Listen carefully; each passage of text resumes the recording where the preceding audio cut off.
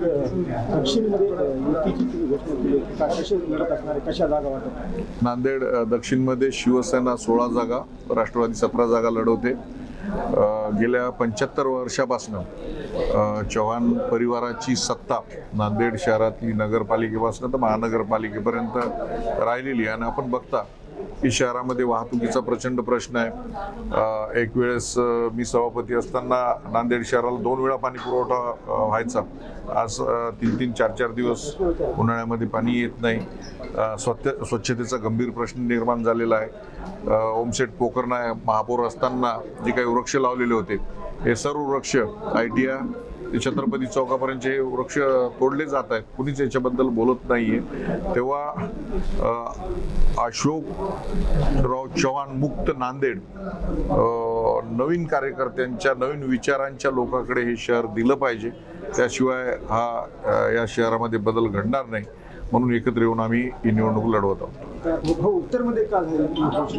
उत्तर भागामध्ये माननीय एकनाथ शिंदे साहेबांनी 4,500 कोटी रुपयाची कामं बालाजीराव कल्याणकर यांच्या मार्फत तिथे दिलेली आहेत आणि मोठ्या प्रमाणात ती विकास कामं चालू आहेत. तेव्हा त्यांनी सांगितलं की मी कामाच्या बळावरती लोकांमध्ये जाणार आहे, लोकांना मतदान मागणार आहे आणि त्यामुळे मला कोणाबरोबर युती करण्याची गरज नाही.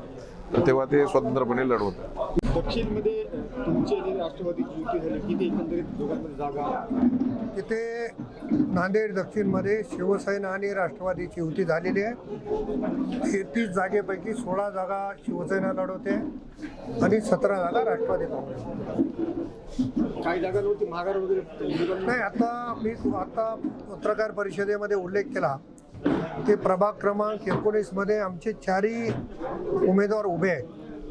आमचा निरोप जायला थोडासा उशीर झाला, त्यामुळं त्यांना माघार घेता आली नाही. परंतु आम्ही त्यांना बोलून सांगून संयुक्त पत्र काढू आणि आम्ही संयुक्तपणाने या भागामध्ये जाऊ. राष्ट्रवादी उत्तरमध्ये काय युती येऊ शकते? त्या युतीमध्ये बालाजीराव कल्याणकर यांना आमचे अध्यक्ष ओमप्रकाशजी पोकर्णा जाऊन भेटले. खदगावकर साहेबाची आमच्या सर्व सहकार्याची चर्चा करून ते गेले. परंतु एकनाथराव शिंदे साहेबांच्या माध्यमातून करोडो रुपयाचा निधी त्या प्रभागामध्ये त्यांनी आणला.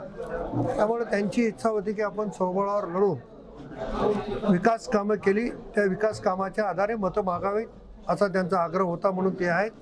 परंतु शेवटी आमचाही पक्ष आहे, आमचेही त्या भागामध्ये कार्यकर्ते आहेत.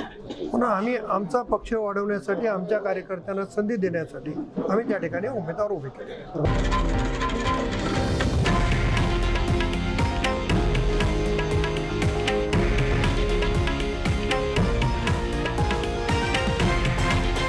हे आहे देशातील नंबर 1 न्यूज नेटवर्क आणि आपण पाहत आहात TV9 मराठी, एकमेव.